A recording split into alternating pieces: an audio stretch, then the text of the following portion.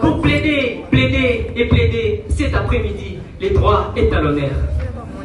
Vous savez, avant tout, il y a l'étudiant en droit. Oui, l'étudiant en droit. Lui, c'est quoi déjà? Juriste, hein? Il donne son avis au quartier pour ceux qui pensent être justes. Avec un simple cours de droit coutumier, il croit déjà tout connaître. D'ailleurs, dans judiciaire académique, mesdames et messieurs juristes et non-juristes que j'aime appeler communs des mortels, vous savez, les droits est la science la plus importante, ou peut-être la plus vieille qui existe sur Terre. Et pas besoin de vous rappeler encore, les débats illustrent sur qui détiendrait les droits de la propriété intellectuelle sur la création de l'univers. Serait-ce Dieu ou les Big Bang? De toute façon, la doctrine est partagée. Mais en ce qui nous concerne, nous, si les droits est la science la plus importante qui existe, il est tout à fait plausible, logique et visible que par ricochet, les juristes soient l'individu les plus importants qui existent sur Terre. Lui, c'est l'être le plus averti, l'humain le plus averti, car c'est à lui et à lui seul que Dieu a concédé son droit de jugement dont il avait jadis le monopole. Il est le seul qui, comme Dieu, a un pouvoir, un certain pouvoir sur la vie et sur la mort, car non seulement il peut prononcer la peine de mort à l'égard d'un individu, mais aussi et surtout, et d'une certaine façon, l'interdiction de l'avortement constitue une peine de vie. Et les mêmes, si en religion, après la mort, il y a l'enfer ou les paradis, bah permettez-moi de vous choquer en vous le disant de vive voix, qu'en droit, après la mort, il y a la succession.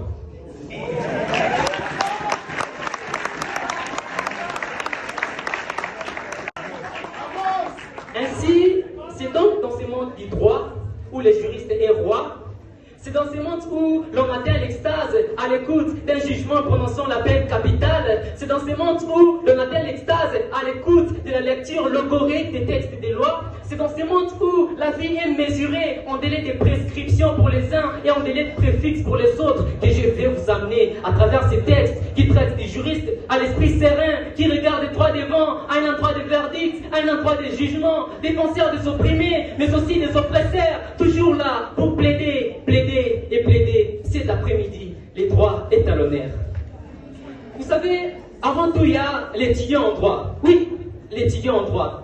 Lui, c'est quoi déjà? Juriste, hein? Il donne son avis au quartier pour ceux qui pensent être justes. Avec un simple cours de droit coutumier, il croit déjà tout connaître.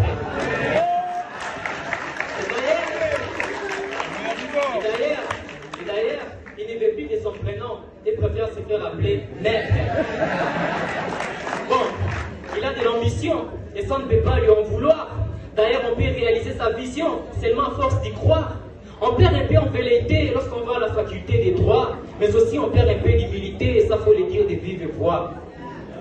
Ensuite, il y a l'avocat. Oui, cet arrogant personnage, lui c'est quoi? Bien malin comme les renards et les fromages. Pour lui, chaque homme est un client. Bon, il faut bien qu'il touche les honoraires. Il essaye tout le temps d'amadouer les juges en l'appelant votre honneur.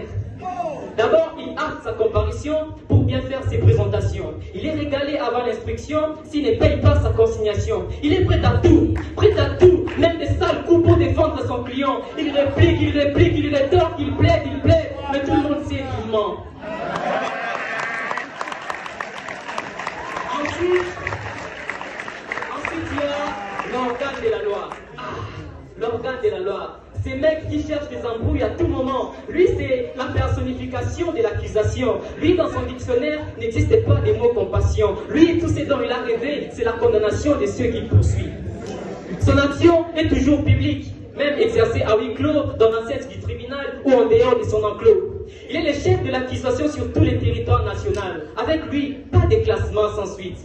En vrai, on peut dire que c'est une véritable poucave. Enfin, il y a les juges. Les juges épousent à une intime conviction tant convoitée, car les prévenus purgent toutes les peines qu'il va prononcer.